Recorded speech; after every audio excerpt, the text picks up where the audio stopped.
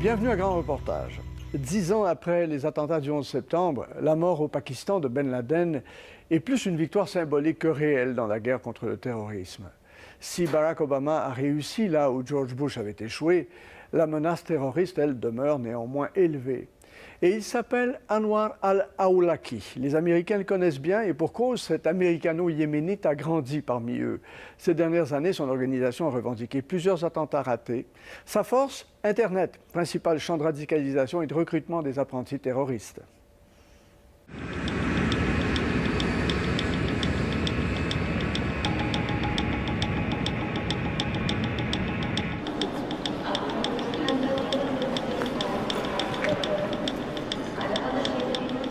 L'aéroport de Schiphol à Amsterdam, Noël 2009.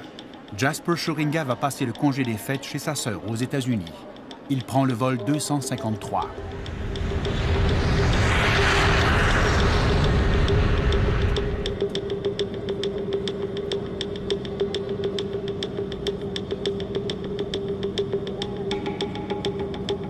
Le début du vol a été très normal.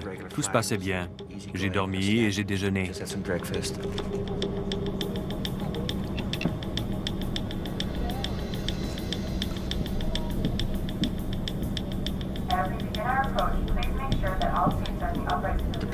L'avion se préparait à l'approche finale et soudain, on a entendu une sorte d'explosion. Un bruit très net. Et quand on entend une explosion à bord d'un avion, le cœur cesse de battre. Mais Jasper a réagi instinctivement. Il a foncé vers le terroriste à la bombe. Il tentait de faire quelque chose dans ses sous-vêtements. J'ai saisi cette espèce de bombe qui était en feu, un objet vraiment très étrange. Mais le gars résistait et les résidus de la bombe dégoulinaient sur le plancher. Ma grande crainte à ce moment-là, c'était que l'avion prenne feu. Il avait très peur. Il grelottait. Et son regard était comme vide, comme s'il pensait être déjà parti. Il croyait peut-être qu'il était arrivé au ciel.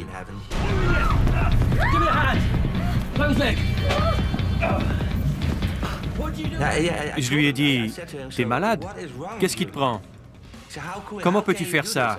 Et alors je l'ai giflé. Umar Farouk Abdul Muttalab avait une bombe cousue dans son slip. Elle contenait une poudre très explosive, de la pentrite ou PETN, et il se démenait pour déclencher la grande explosion qui aurait détruit l'avion.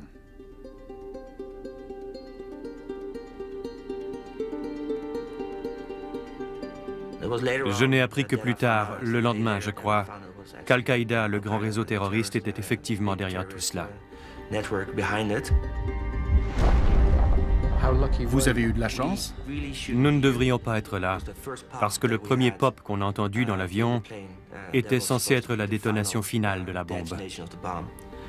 Je ne sais pas pourquoi, peut-être grâce à mon ange gardien, mais nous avons survécu. Abdul Muttalab est-il passé à 2 doigts de réussir au-dessus de Détroit à Noël?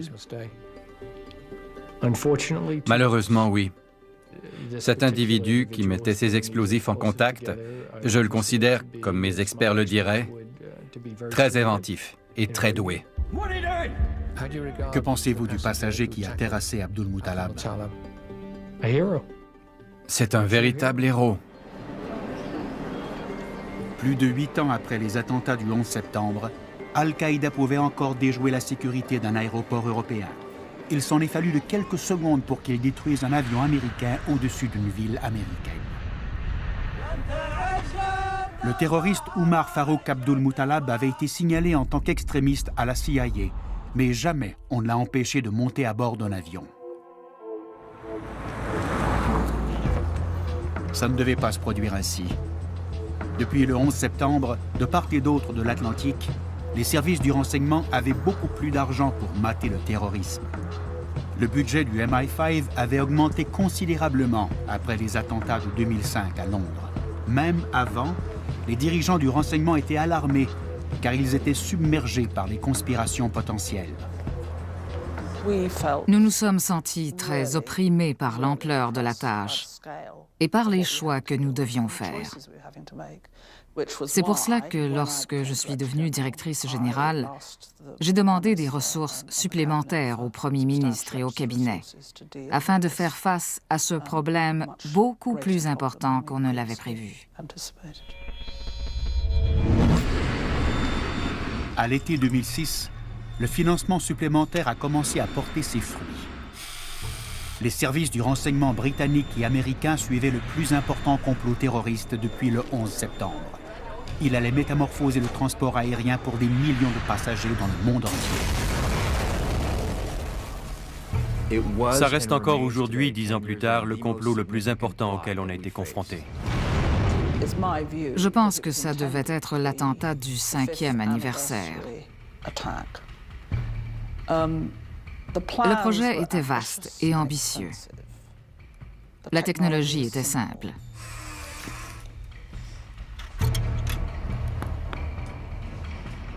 Ils allaient dissimuler des explosifs dans des bouteilles de boissons gazeuses et déjouer la sécurité de l'aéroport Heathrow.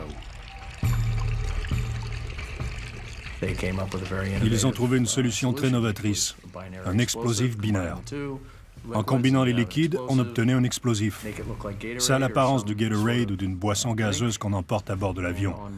Et il est probable que ça aurait fonctionné. Pour montrer les dommages que les bombes liquides auraient causés à un avion, la BBC a mené cette expérience à partir des mêmes ingrédients et de la même formule que les terroristes.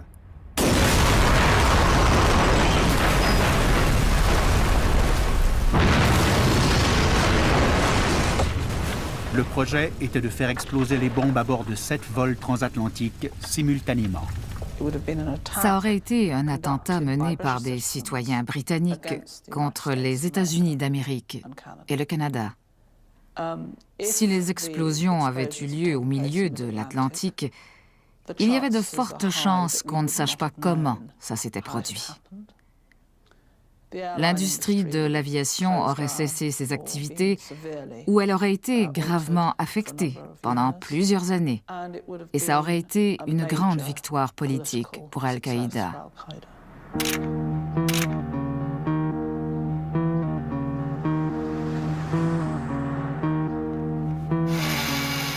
Mais la surveillance secrète élargie en Grande-Bretagne et aux États-Unis donnait des résultats.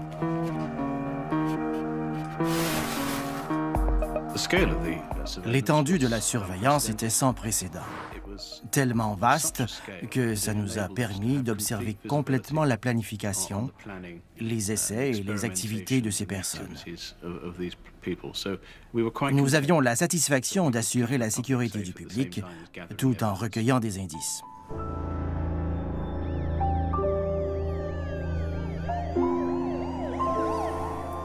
La police est intervenue et elle a arrêté les conspirateurs. 6 jeunes musulmans britanniques ont été jugés et condamnés à la détention à vie. Ça a été une réussite sans précédent pour l'Occident dans sa guerre secrète contre le terrorisme. Mais la suite des événements allait montrer que les services du renseignement étaient encore confrontés à des obstacles formidables. La conspiration contre les lignes aériennes, comme bien d'autres, n'avait pas été conçue, organisée et dirigée depuis l'Angleterre, mais bien depuis le Pakistan. L'un des instigateurs, Rashif Rauf, est né en Angleterre. Son père était boulanger à Birmingham. Rauf vivait maintenant au Pakistan. Il avait des liens étroits avec le noyau dur d'Al-Qaïda, jusqu'aux dirigeants.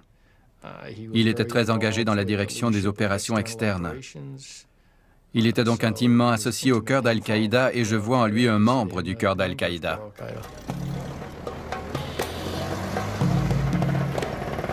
Peu avant l'arrestation des conspirateurs au Royaume-Uni, les autorités pakistanaises se sont emparées de Rauf.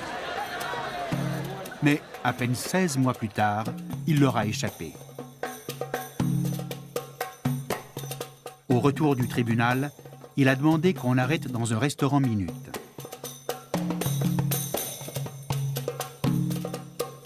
Puis, il a demandé l'autorisation d'aller prier à la mosquée voisine. Pendant que ses gardiens l'attendaient dans l'auto, Rashid Rauf est sorti par l'arrière. Nous avions non seulement un joueur clé, mais un joueur de premier plan qui ciblait les citoyens du Royaume-Uni et d'Amérique. Et il semble qu'il soit sorti par la porte arrière. Je me souviens du matin où j'ai entendu ça, je ne pouvais pas y croire. Ce n'était pas un sous-fifre, mais un joueur clé. J'avoue avoir ressenti une grande colère et de la frustration. L'évasion de Raouf a fait ressortir les tensions fondamentales des relations entre les services occidentaux du renseignement et leurs homologues du Pakistan. Pendant plus de 30 ans, le Pakistan a mené sa propre guerre secrète dans la région, selon ses propres visées stratégiques. Le Pakistan a encouragé les militants islamistes à combattre ses ennemis depuis les années 1980, quand les Russes ont envahi l'Afghanistan. Contre l'Union soviétique, nous avons encouragé un djihad. Nous l'avons appelé djihad parce que nous voulions les moudjahidines. Nous avons fait appel aux moudjahidines de tout le monde musulman. Et ils sont venus du Maroc à l'Indonésie. Ils étaient environ 35 000. Puis, on a entraîné les talibans et on les a envoyés depuis les agences tribales du Pakistan.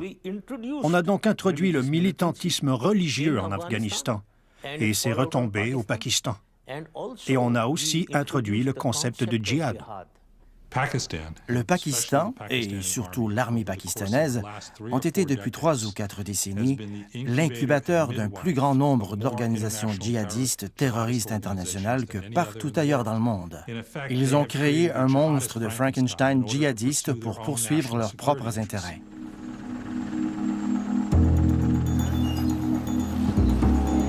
Dans les services occidentaux du renseignement, certains soupçonnent des éléments du service de sécurité du Pakistan de flirter encore avec les militants islamistes. Au Pakistan, il y a une certaine sympathie populaire envers les extrémistes et le gouvernement doit éviter de se montrer trop lié à son commanditaire américain. C'est particulièrement évident dans les régions tribales, près de la frontière afghane. Et c'est vers ces régions tribales que Rashid Raouf, l'un des instigateurs présumés de l'attentat contre les lignes aériennes, s'est dirigé, après s'être enfui au nez et à la barbe de ses gardiens pakistanais.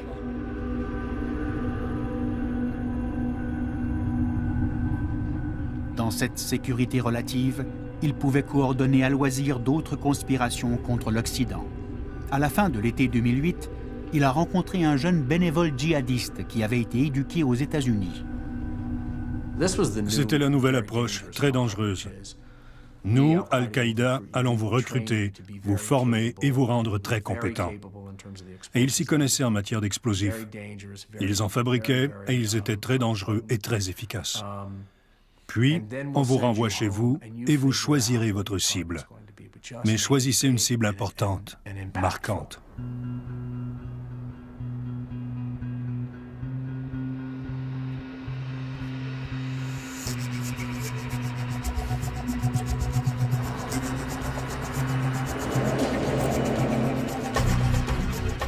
Après son entraînement au Pakistan, Najibullah Azazi, la recrue, est rentré aux États-Unis. On avait intercepté ses courriels et on le soupçonnait d'être un terroriste. Le FBI le surveillait quand il a acheté du peroxyde et de l'acétone, des produits courants avec lesquels il allait fabriquer une bombe. Azazi projetait une frappe au cœur même de New York, mais le FBI l'avait dans sa mire. L'ayant vu dans certains des plus importants points de correspondance des transports, comme Grand Central Station, les agents l'ont soupçonné de préparer un attentat catastrophique dans le métro. Avant qu'il puisse agir, la police a arrêté Azazi et 2 autres membres de sa cellule. L'opération du FBI a prévenu ce qui aurait été le premier attentat suicide préparé en sol américain. Najibullah Azazi a sans doute représenté la plus grave menace terroriste en sol américain depuis les attentats du 11 septembre. Pour la 2e fois, une conspiration majeure reliée à Rashid Raouf avait bien failli causer des pertes énormes dans la population civile.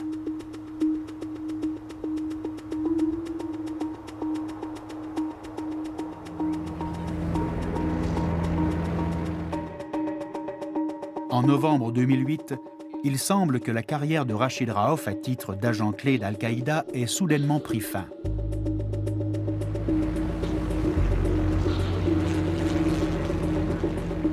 D'après mes renseignements, Rachid Raouf a été tué lors d'une attaque menée par un drone.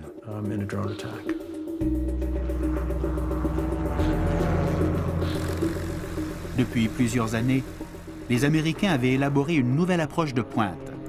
Un avion de haute technologie, sans pilote, armé d'une charge meurtrière de missiles Hellfire. Ils s'en servent pour cibler des personnes clés d'Al-Qaïda sans requérir la coopération parfois non fiable du Pakistan. On l'appelle le prédateur. Mon agence avait souligné le fait que dans les régions tribales, un nombre important de dirigeants d'Al-Qaïda avaient été, on utilisait l'euphémisme, retirés du champ de bataille. Au fait, retirer du champ de bataille signifiait normalement a été tué ou capturé. Depuis 2 ans, retirer du champ de bataille signifie simplement tuer. On ne prend plus beaucoup de prisonniers.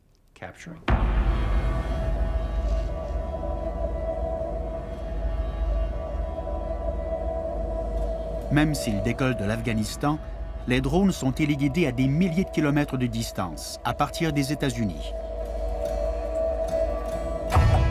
Les militaires aiment bien montrer leurs drones, mais le programme de la CIA est si secret que l'agence n'en reconnaît même pas l'existence.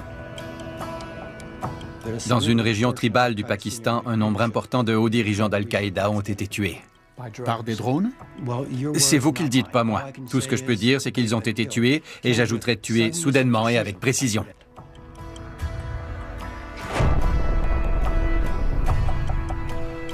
Le président Obama a autorisé plus de 160 frappes de drones, presque 4 fois plus que son prédécesseur George Bush.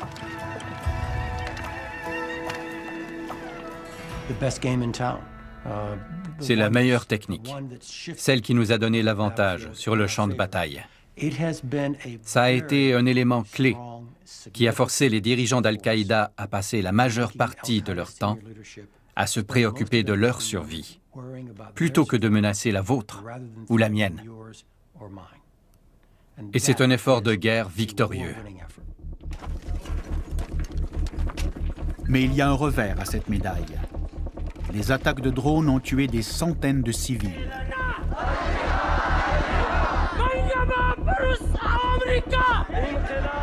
Dans tout le Pakistan, des manifestations ont attisé la propagande anti-américaine.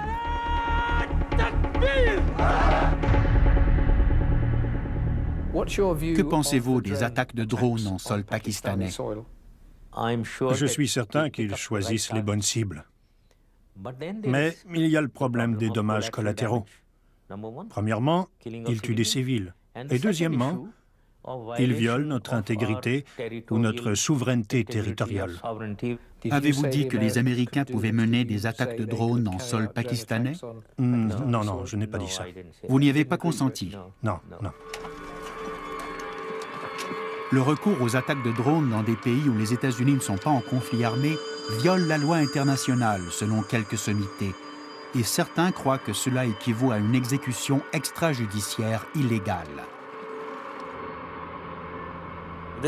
C'est un pouvoir formidable d'étiqueter quelqu'un en tant qu'ennemi et, de par ce simple fait, de l'éliminer sans aucun processus judiciaire d'aucune sorte. N'est-ce pas un assassinat autorisé par l'État de cibler des suspects et de lancer des missiles air-sol sur eux? Absolument pas. Dans la conduite traditionnelle d'une guerre, et c'est le mot-clé ici, Peter, il s'agit d'une guerre. Vous demandez si ce sont des assassinats? Non, ce ne sont pas des assassinats, c'est un conflit armé, une intervention contre une force armée adverse. C'est le droit inhérent à l'autodéfense de l'État américain. Mais la guerre se joue en Afghanistan, pas au Pakistan. Ah, c'est sans doute le point de vue de certains, mais ce n'est pas le point de vue du gouvernement des États-Unis. Le président, 2 présidents des États-Unis ont dit que nous sommes en guerre. La première question, c'est a-t-on bien identifié la personne? La deuxième, a-t-on dirigé le drone vers le bon endroit? L'individu s'y trouve-t-il vraiment? Les chances que tout se passe correctement sont très faibles. Qui se fait tuer? Est-ce que ce sont vraiment des talibans et des membres d'Al-Qaïda ou des civils qui n'ont rien à voir avec cela? On serait naïf de croire la propagande qui dit que ces armes fantastiques tuent les personnes ciblées.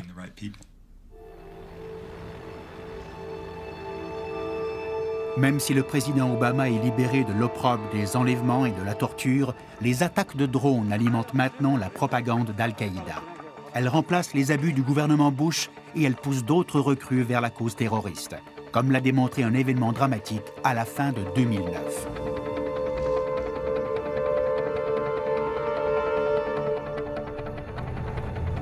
La base d'opération avancée de Chatma est le centre névralgique du renseignement de la guerre secrète des drones américains. Elle est située à Khost, tout près de la frontière pakistanaise. C'est là que la CIA recueille les renseignements servant à guider les drones. Les drones ne sont efficaces que si on a de bonnes sources de renseignements au sol, des humains qui nous indiquent où voler.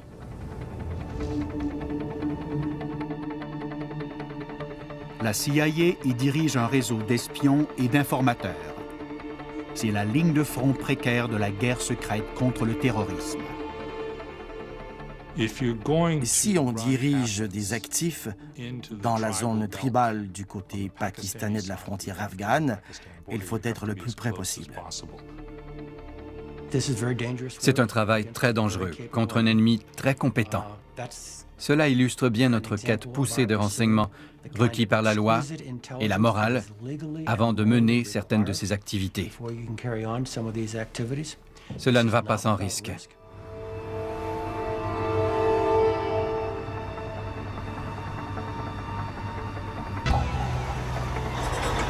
Peu avant la fin de 2009, les agents de la base de la CIA se sont retrouvés devant une occasion unique. Les services jordaniens du renseignement avaient un informateur palestinien appelé Khalil al-Balawi, qui disait s'être infiltré au plus haut niveau d'Al-Qaïda. Dans ce cas, on avait un actif qui avait passé un temps considérable à élaborer sa fausse identité. Il avait joint les rangs d'Al-Qaïda, il avait été un propagandiste d'Al-Qaïda, mais il avait changé d'idée. Il avait compris qu'Al-Qaïda était un ennemi de l'islam. Ce qu'al-Balawi leur offrait, c'était le saint Graal de la guerre secrète du renseignement.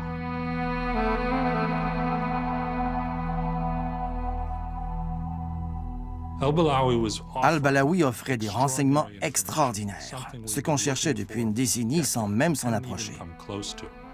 C'était l'emplacement de la cible de grande valeur numéro 2, Ayman al-Zawahiri, et peut-être de la cible numéro 1, Oussama Ben Laden. Juste après l'insaisissable Oussama Ben Laden, al-Zawahiri était le stratégiste d'Al-Qaïda. Le récit d'al-Balawi semblait très crédible. C'était une occasion à ne pas rater, et il avait une preuve convaincante de son association avec al-Zawahiri. Je crois comprendre qu'il avait des photos de lui et d'al-Zawahiri, prises lorsqu'il l'avait rencontré. La preuve ultime qu'il savait où se trouvait la cible. Les agents de la CIA se sont arrangés pour rencontrer à leur base cet actif d'une valeur inestimable.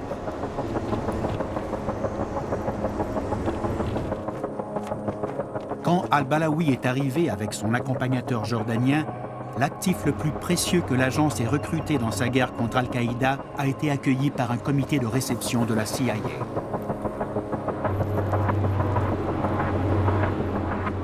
Mais quelques heures avant de franchir l'enceinte du camp de la CIA, al-Balawi avait enregistré pour ses hôtes ce message à donner des frissons.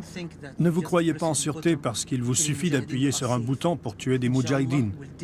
Si Allah le veut, la mort vous fauchera d'une manière inattendue. Vous voyez? Ça, c'est pour vous. Ce n'est pas une montre, c'est un détonateur pour en tuer le plus possible, si Allah le veut. C'est mon projet, vous tuez. Tuez votre partenaire jordanien. Et si Allah le veut, j'irai au paradis et vous en enfer. Cela se fera, si Allah le veut. Au revoir.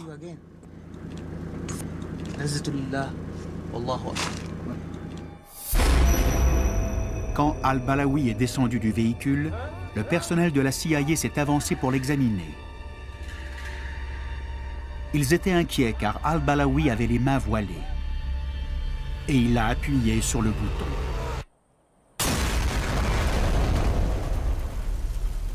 7 agents de la CIA ont été tués, dont le directeur de la base.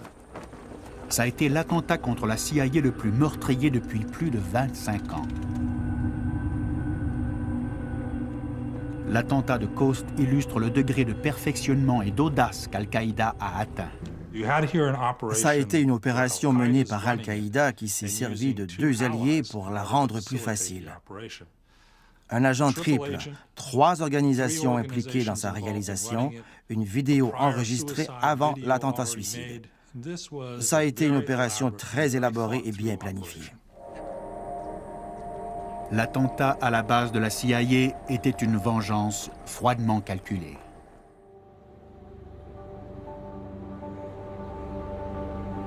La guerre des drones américains a eu d'autres conséquences de longue portée. Ces frappes aériennes ont perturbé le leadership d'Al-Qaïda au Pakistan et ont réduit son potentiel de formation et d'organisation. C'est une des raisons clés du changement d'Al-Qaïda depuis 2009. Ça a toujours été une organisation qui apprend. Je veux dire par là qu'elle s'est toujours adaptée. Dans ce sens, c'est un adversaire digne de ce nom, à défaut d'une meilleure épithète. Mais notre réussite a sans doute contraint Al-Qaïda à s'adapter comme il n'aurait jamais choisi de le faire.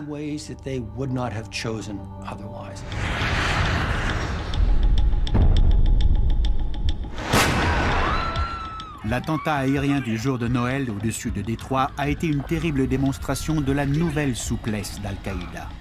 Le jeune terroriste Omar Farouk Abdul Muttallah n'était jamais allé au Pakistan. Vous avez le droit de faire la guerre parce que l'ennemi est sur votre territoire. Si vous ne ripostez pas, Dieu va vous punir. L'étudiant nigérian avait été formé par Al-Qaïda au Yémen, dans la péninsule arabique, par l'AQAP. À mon avis, l'AQAP constitue une plus grande menace imminente que la centrale d'Al-Qaïda. Le Yémen est maintenant un autre site de formation des terroristes, un endroit qui se vante d'avoir son propre représentant charismatique d'Al-Qaïda.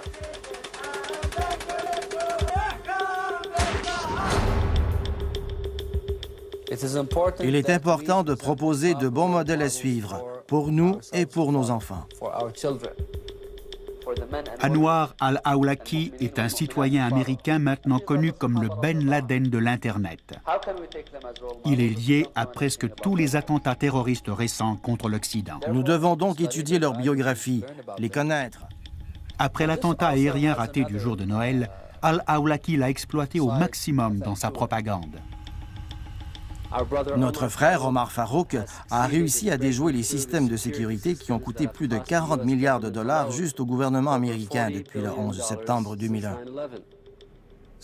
Al-Awlaki est donc plus qu'un leader religieux.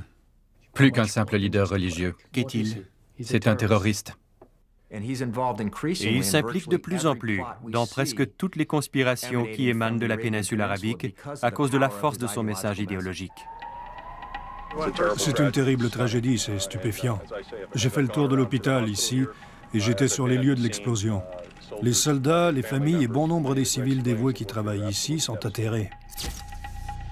Al-Awlaki était le mentor du major Nidal Hassan, un psychiatre palestinien au service de l'armée américaine.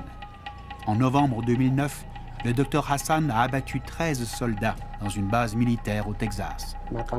Notre frère Nidal a posé un geste héroïque et il a accompli un travail étonnant. En octobre 2010, le groupe d'Al-Awlaki est parvenu à placer 2 bombes perfectionnées à bord de 2 avions cargo qui allaient partir pour les États-Unis. Les bombes étaient dissimulées dans des cartouches d'imprimante. Si les bombes avaient explosé, il y aurait eu 2 désastres comme celui de Lockerbie. Ce n'était pas juste sophistiqué, c'était aussi très inventif et incroyablement difficile à déceler par des techniques habituelles. Al-Awlaki n'a pas raté l'occasion de publiciser son coup. Dans son magazine, imprimé sur papier glacé, il s'est vanté que l'opération n'a coûté que 4 200 $, frais d'emballage et de poste compris.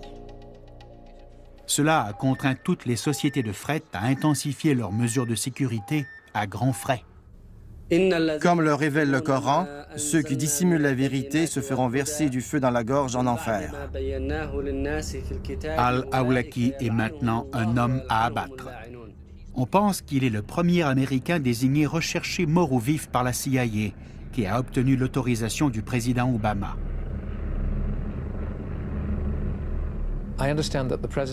Je crois comprendre que le président a autorisé qu'on abatte Al-Awlaki. N'est-ce pas un assassinat autorisé par l'État? Vous savez que je ne peux pas parler de ça, Peter. Mais vous seriez heureux de le rayer du paysage. Ce qui me rendrait heureux, c'est que ces individus soient neutralisés, en quelque sorte. Al-Awlaki personnifie la menace actuelle la plus pressante de la guerre secrète contre le terrorisme. Ses sermons en anglais diffusés dans l'Internet ont radicalisé une nouvelle génération.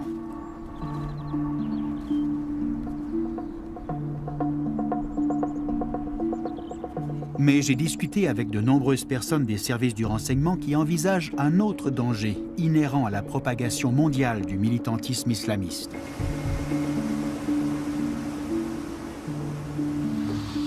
Pour en apprendre davantage, je me suis rendu dans le Midwest américain, en hiver.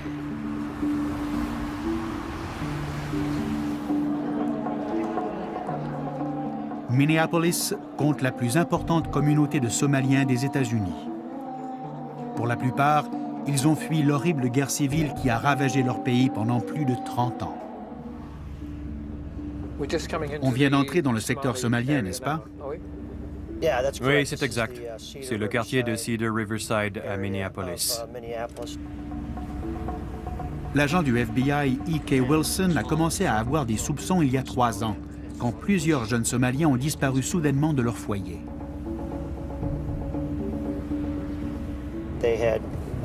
Certains d'entre eux étaient partis pour l'école le matin et ils ne sont pas rentrés.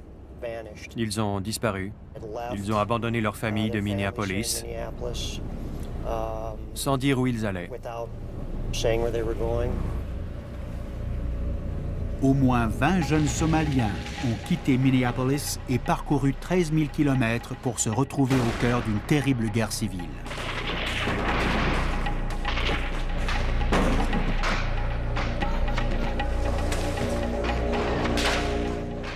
Ils sont allés combattre avec Al-Shabaab, qui signifie la jeunesse, l'armée islamique militante qui se bat pour le contrôle du pays.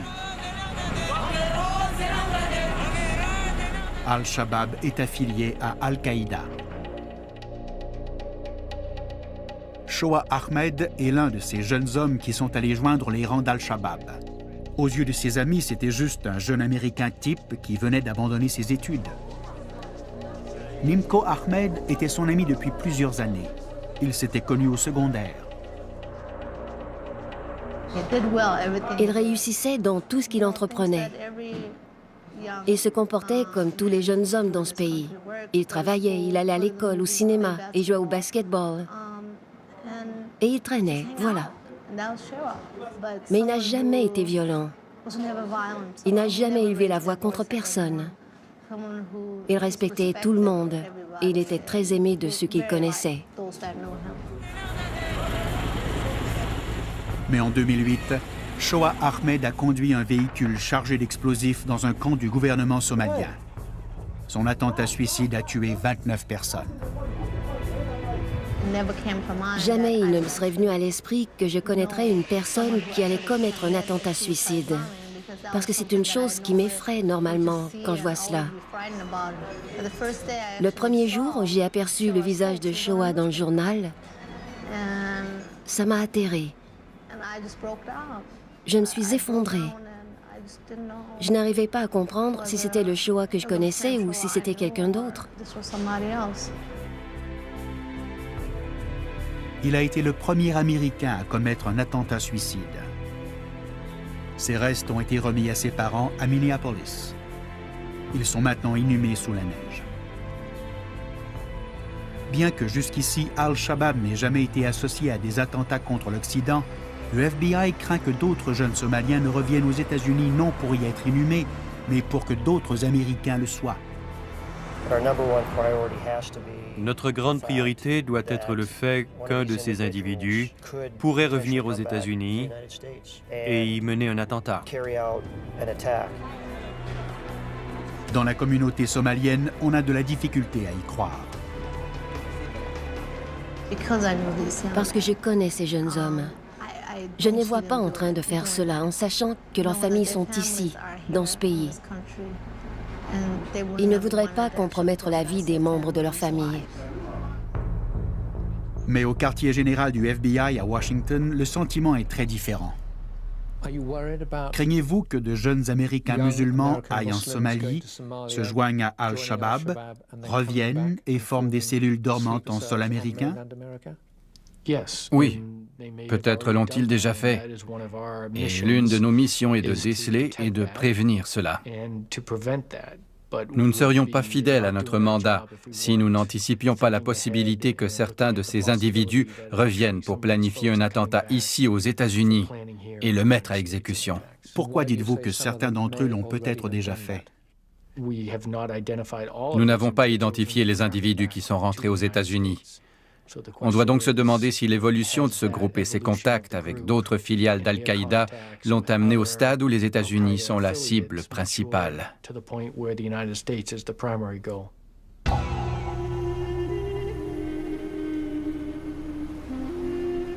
Dix ans après les attentats du 11 septembre, la guerre secrète contre le terrorisme est méconnaissable. Al-Qaïda est maintenant planétaire, adaptable et inventif. La base américaine de Guantanamo Bay nous rappelle sans arrêt que cette guerre a été difficile et controversée. Quelques jours avant son entrée en fonction, le président Obama a promis de fermer la base de Guantanamo et de clore du coup un chapitre peu édifiant de l'histoire des États-Unis.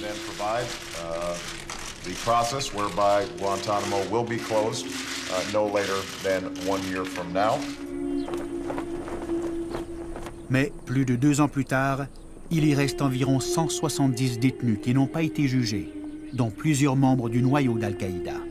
Certains ont subi des sévices. On nous a autorisé à en filmer quelques-uns seulement, sans montrer leur visage. Eh bien, nous sommes avec ces gars-là depuis 9 ans. Nous savons lesquels nous avons capturés sur le champ de bataille, quel genre de type ils sont, ceux qui se conforment et ceux qui refusent. Le fait qu'ils obéissent ne signifie pas qu'ils ont changé d'idéologie. Ils veulent encore tuer nos gardiens et perturber notre organisation. Ils mènent toujours un combat. Le président Obama a promis que plusieurs détenus seraient jugés par un tribunal civil aux États-Unis, mais cela s'est avéré presque impossible. Il est probable que la plupart des indices obtenus par la torture et les sévices seraient rejetés. La moitié des détenus qui restent doivent être libérés, mais souvent les pays d'où ils proviennent ne veulent pas les reprendre car ils les croient trop dangereux. De ceux qui ont été libérés, un certain nombre a déjà rejoint Al-Qaïda. Pour le moment, il semble que le président Obama ne puisse se départir du camp de Guantanamo et du legs qu'il représente. Rappelez-vous le 12 septembre 2001. Il y avait un énorme courant de sympathie envers les États-Unis, les Américains ayant été victimes d'un crime terrible. Mais nous avons réagi en faisant fi de nos principes et on nous a vus comme des hypocrites. Nous avons créé Guantanamo Bay à Cuba en disant que c'était pour préserver notre mode de vie. Et pourtant, la première chose que nous avons larguée, ça a été la primauté de la loi. L'hypocrisie nourrit la haine. Et je crains que maintenant, dans le monde entier, bien des gens nous détestent. Des gens qui éprouvaient de la sympathie pour nous.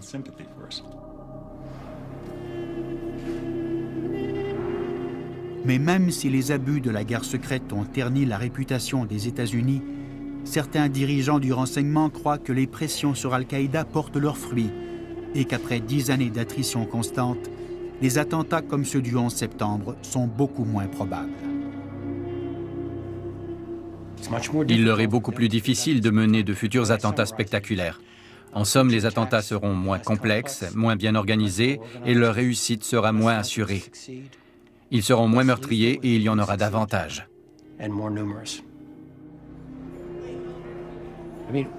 Qu'est-ce qu'Al-Qaïda à part une organisation terroriste? Quelle est l'identité d'Al-Qaïda dans l'ensemble? Si on enlève la dimension terroriste, elle est très ordinaire.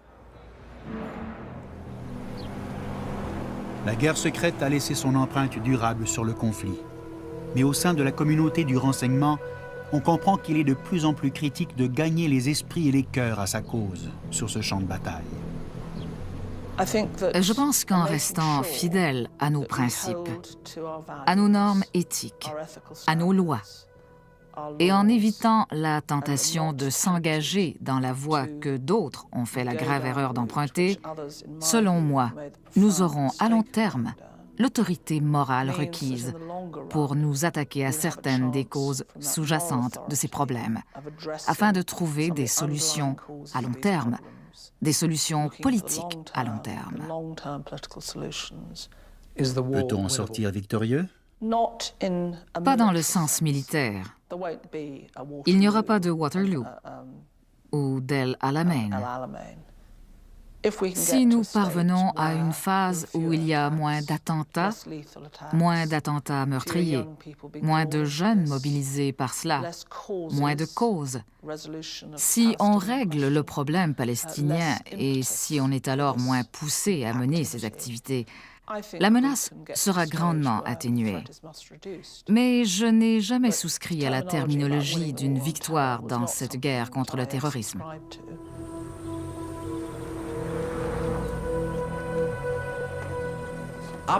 Les opérations contre l'organisation ne sont que du colmatage. On ne combat pas un message révolutionnaire. Il met longtemps à mourir. Des décennies, plusieurs décennies. S'il suffisait d'éliminer quelques centaines de personnes, la question serait beaucoup plus simple. Mais il s'agit d'éliminer une révolution. Finalement, la plupart des conflits terroristes se règlent soit par la victoire franche d'un camp, ou lorsque les gouvernements parlent aux terroristes et s'attaquent aux racines politiques du conflit.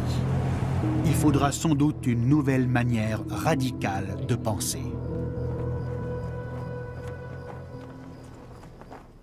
Devons-nous parler à Al-Qaïda? J'aimerais que des gens tentent de le faire. Je ne sais pas.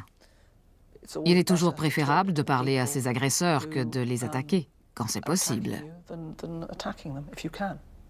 Je ne sais pas s'ils le font, mais j'espère que des gens tentent de contacter les talibans pour leur parler. Pensez-vous que les terroristes, les talibans, Al-Qaïda vont écouter? Je ne sais pas. On peut toujours essayer.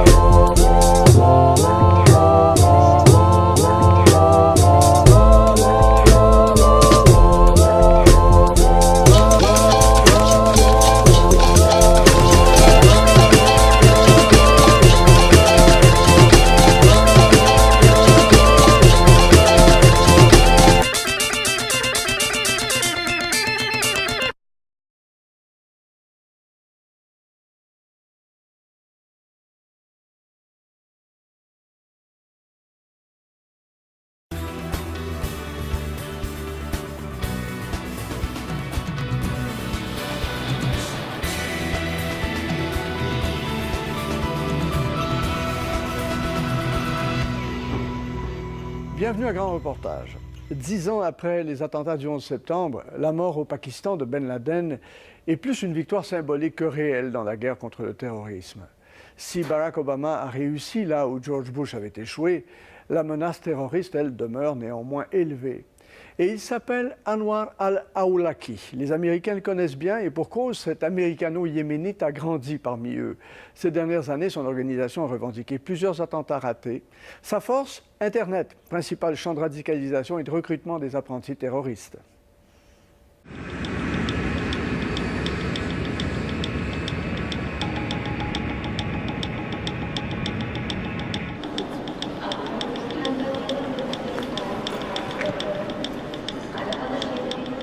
L'aéroport de Schiphol à Amsterdam, Noël 2009.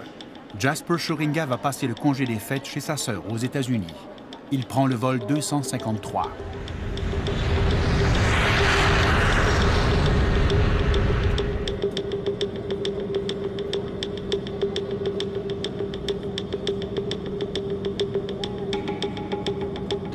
Le début du vol a été très normal.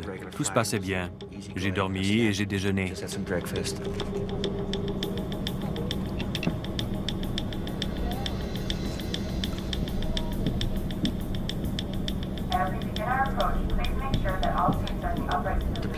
L'avion se préparait à l'approche finale et soudain, on a entendu une sorte d'explosion. Un bruit très net. Et quand on entend une explosion à bord d'un avion, le cœur cesse de battre. Mais Jasper a réagi instinctivement. Il a foncé vers le terroriste à la bombe. Il tentait de faire quelque chose dans ses sous-vêtements. J'ai saisi cette espèce de bombe qui était en feu, un objet vraiment très étrange. Mais le gars résistait et les résidus de la bombe dégoulinaient sur le plancher. Ma grande crainte à ce moment-là, c'était que l'avion prenne feu. Il avait très peur. Il grelottait. Et son regard était comme vide, comme s'il pensait être déjà parti. Il croyait peut-être qu'il était arrivé au ciel.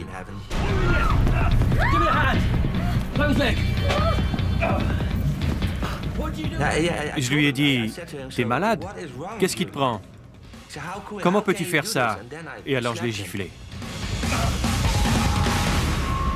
Oumar Farouk Abdul Muttalab avait une bombe cousue dans son slip. Elle contenait une poudre très explosive, de la pentrite ou PETN, et il se démenait pour déclencher la grande explosion qui aurait détruit l'avion.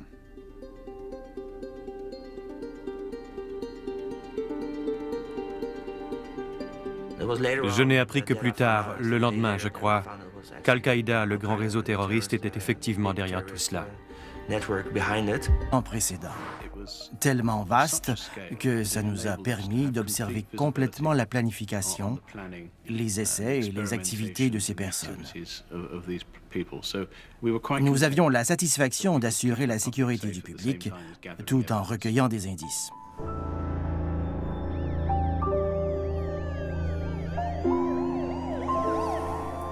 La police est intervenue et elle a arrêté les conspirateurs.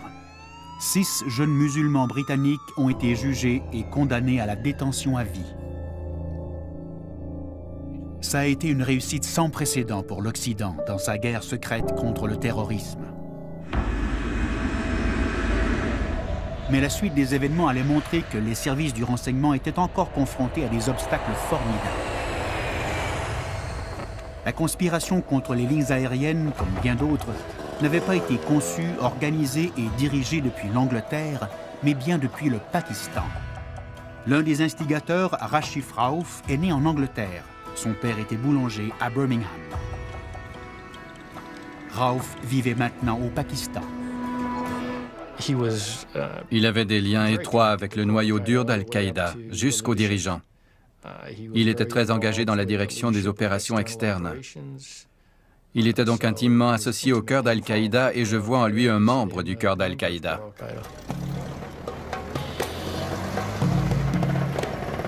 Peu avant l'arrestation des conspirateurs au Royaume-Uni, les autorités pakistanaises se sont emparées de Rauf. Mais à peine 16 mois plus tard, il leur a échappé. Au retour du tribunal, il a demandé qu'on arrête dans un restaurant minute.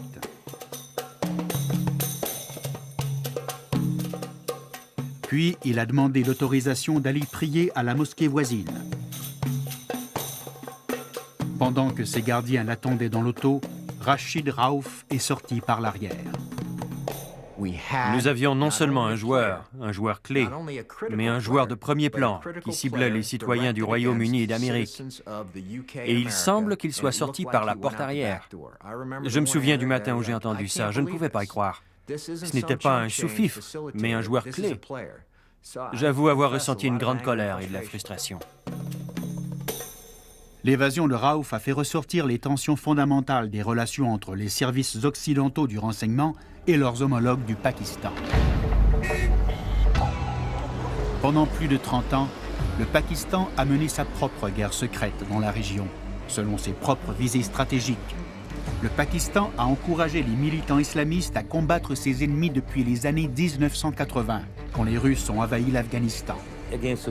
Contre l'Union soviétique, nous avons encouragé un djihad. Nous l'avons appelé djihad parce que nous voulions les moudjahidines. Nous avons fait appel aux moudjahidines de tout le monde musulman. Et ils sont venus du Maroc à l'Indonésie. Ils étaient environ 35 000. Puis, on a entraîné les talibans et on les a envoyés depuis les agences tribales du Pakistan. On a donc introduit le militantisme religieux en Afghanistan et c'est retombé au Pakistan. Et on a aussi introduit le concept de djihad. Le Pakistan, et surtout l'armée pakistanaise, ont été depuis 3 ou 4 décennies l'incubateur d'un plus grand nombre d'organisations djihadistes terroristes internationales que partout ailleurs dans le monde. Ils ont créé un monstre de Frankenstein djihadiste pour poursuivre leurs propres intérêts.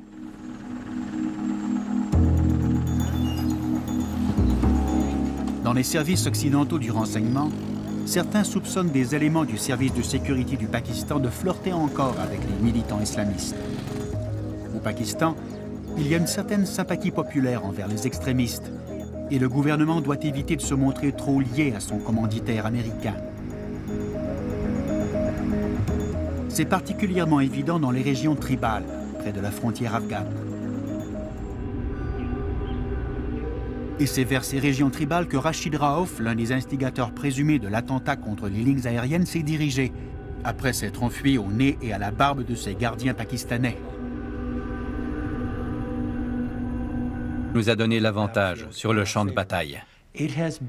Ça a été un élément clé qui a forcé les dirigeants d'Al-Qaïda à passer la majeure partie de leur temps à se préoccuper de leur survie, plutôt que de menacer la vôtre ou la mienne. Et c'est un effort de guerre victorieux. Mais il y a un revers à cette médaille. Les attaques de drones ont tué des centaines de civils.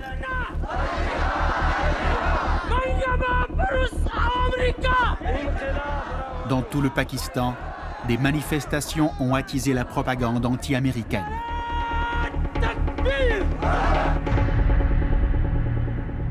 Que pensez-vous des attaques de drones en sol pakistanais? Je suis certain qu'ils choisissent les bonnes cibles. Mais il y a le problème des dommages collatéraux. Premièrement, ils tuent des civils. Et deuxièmement, ils violent notre intégrité ou notre souveraineté territoriale. Avez-vous dit que les Américains pouvaient mener des attaques de drones en sol pakistanais? Non, je n'ai pas dit ça. Vous n'y avez pas consenti? Non. Le recours aux attaques de drones dans des pays où les États-Unis ne sont pas en conflit armé viole la loi internationale, selon quelques sommités. Et certains croient que cela équivaut à une exécution extrajudiciaire illégale. C'est un pouvoir formidable d'étiqueter quelqu'un en tant qu'ennemi et, de par ce simple fait, de l'éliminer sans aucun processus judiciaire d'aucune sorte. N'est-ce pas un assassinat autorisé par l'État de cibler des suspects et de lancer des missiles air-sol sur eux? Absolument pas. Dans la conduite traditionnelle d'une guerre, et c'est le mot-clé ici, Peter, il s'agit d'une guerre. Vous demandez si ce sont des assassinats? Non, ce ne sont pas des assassinats, c'est un conflit armé, une intervention contre une force armée adverse. C'est le droit inhérent à l'autodéfense de l'État américain. Mais la guerre se joue en Afghanistan, pas au Pakistan. Ah, c'est sans doute le point de vue de certains, mais ce n'est pas le point de vue du gouvernement des États-Unis. Le président, deux présidents des États-Unis ont dit que nous sommes en guerre. La première question, c'est a-t-on bien identifié la personne? La deuxième, a-t-on dirigé le drone vers le bon endroit? L'individu s'y trouve-t-il vraiment? Les chances que tout se passe correctement sont très faibles. Qui se fait tuer? Est-ce que ce sont vraiment des talibans et des membres d'Al-Qaïda ou des civils qui n'ont rien à voir avec cela? On serait naïf de croire la propagande qui dit que ces armes fantastiques tuent les personnes ciblées.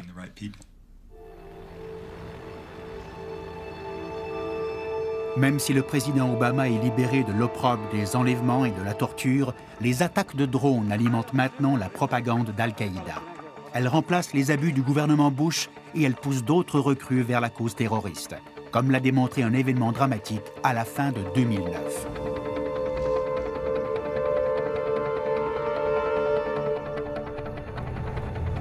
La base d'opération avancée de Chatma est le centre névralgique du renseignement de la guerre secrète des drones américains.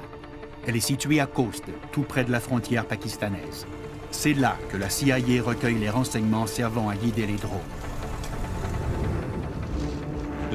Les drones ne sont efficaces que si on a de bonnes sources de renseignements au sol, des humains qui nous indiquent où voler.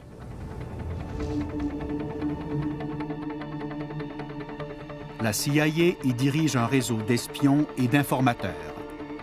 C'est la ligne de front précaire de la guerre secrète contre le terrorisme. Si on dirige des actifs dans la zone tribale du côté pakistanais de la frontière afghane, il faut être le plus près possible. C'est un travail très dangereux contre un ennemi très compétent. Cela illustre bien notre quête poussée de renseignements requis par la loi et la morale avant de mener certaines de ces activités. Cela ne va pas sans risque.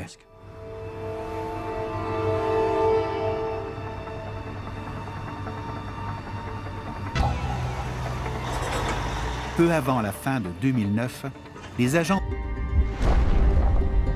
Vous avez eu de la chance? Nous ne devrions pas être là, parce que le premier pop qu'on a entendu dans l'avion était censé être la détonation finale de la bombe.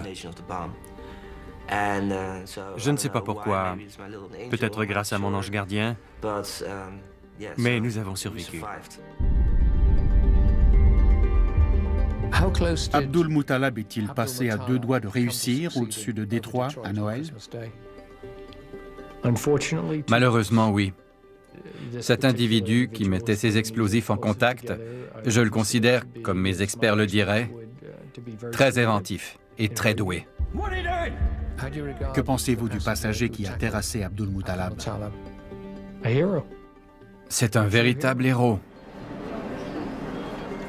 Plus de 8 ans après les attentats du 11 septembre, Al-Qaïda pouvait encore déjouer la sécurité d'un aéroport européen.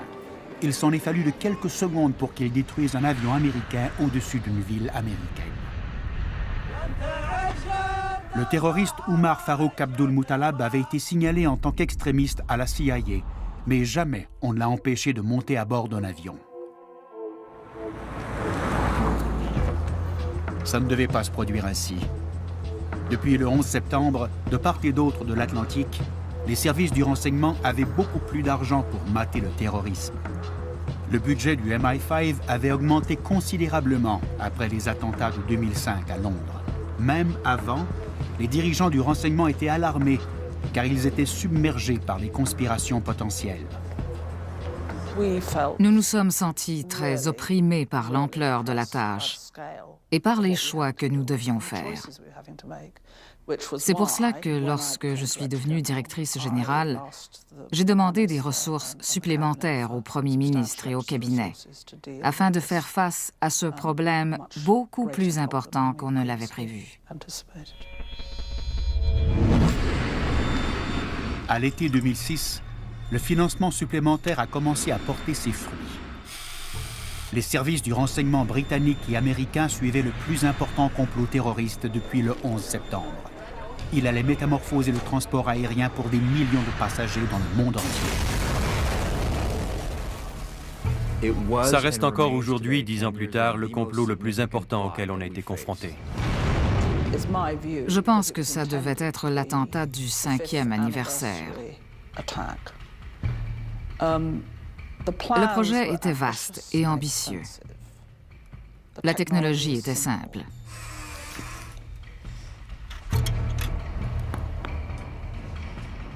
Ils allaient dissimuler des explosifs dans des bouteilles de boissons gazeuses et déjouer la sécurité de l'aéroport Heathrow.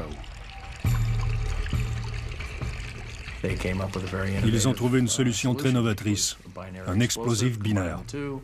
En combinant les liquides, on obtenait un explosif. Ça a l'apparence du Gatorade ou d'une boisson gazeuse qu'on emporte à bord de l'avion. Et il est probable que ça aurait fonctionné. Pour montrer les dommages que les bombes liquides auraient causés à un avion, la BBC a mené cette expérience à partir des mêmes ingrédients et de la même formule que les terroristes.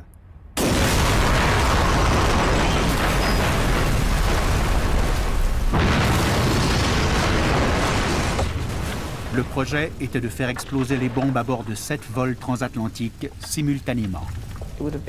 Ça aurait été un attentat mené par des citoyens britanniques contre les États-Unis d'Amérique et le Canada. Si les explosions avaient eu lieu au milieu de l'Atlantique, il y avait de fortes chances qu'on ne sache pas comment ça s'était produit. L'industrie de l'aviation aurait cessé ses activités ou elle aurait été gravement affectée pendant plusieurs années. Et ça aurait été une grande victoire politique pour Al-Qaïda.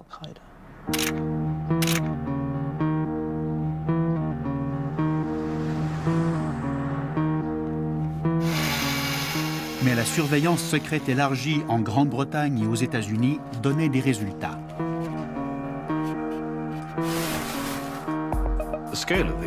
L'étendue de la surveillance était sans... Dans cette sécurité relative, il pouvait coordonner à loisir d'autres conspirations contre l'Occident. À la fin de l'été 2008, il a rencontré un jeune bénévole djihadiste qui avait été éduqué aux États-Unis. C'était la nouvelle approche, très dangereuse. Nous, Al-Qaïda, allons vous recruter, vous former et vous rendre très compétents. Et ils s'y connaissaient en matière d'explosifs. Ils en fabriquaient et ils étaient très dangereux et très efficaces. Puis, on vous renvoie chez vous et vous choisirez votre cible. Mais choisissez une cible importante, marquante.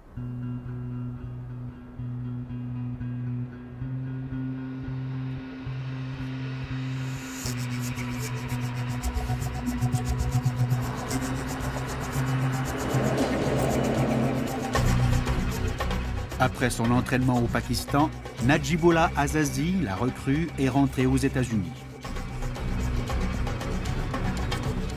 On avait intercepté ses courriels et on le soupçonnait d'être un terroriste.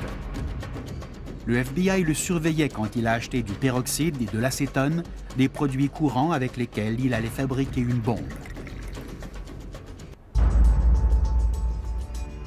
Azazi projetait une frappe au cœur même de New York. Mais le FBI l'avait dans sa mire.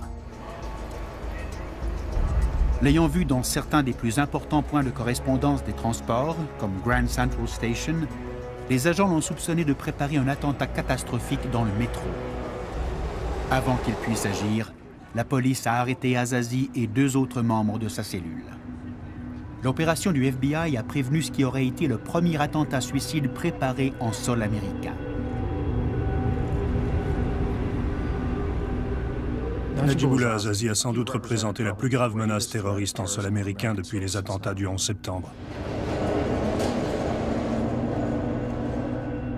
Pour la 2e fois, une conspiration majeure reliée à Rashid Rauf avait bien failli causer des pertes énormes dans la population civile.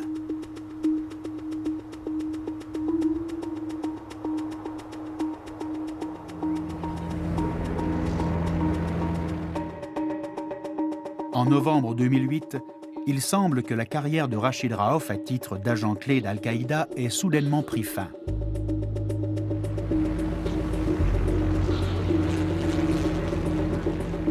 D'après mes renseignements, Rachid Raouf a été tué lors d'une attaque menée par un drone.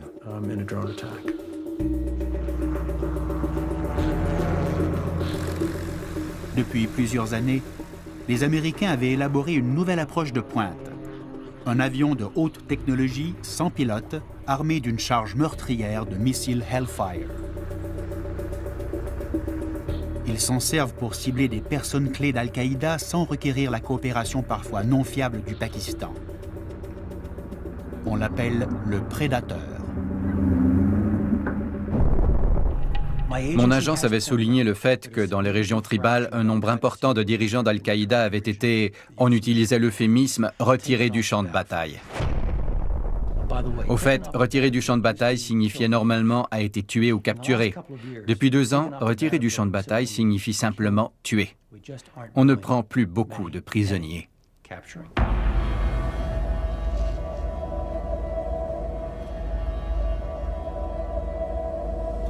Même s'ils décollent de l'Afghanistan, les drones sont téléguidés à des milliers de kilomètres de distance, à partir des États-Unis.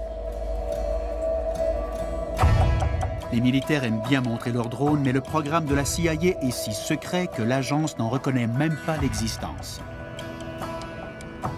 Dans une région tribale du Pakistan, un nombre important de hauts dirigeants d'Al-Qaïda ont été tués. Par des drones?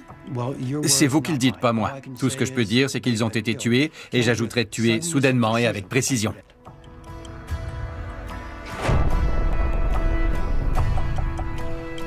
Le président Obama a autorisé plus de 160 frappes de drones, presque 4 fois plus que son prédécesseur George Bush.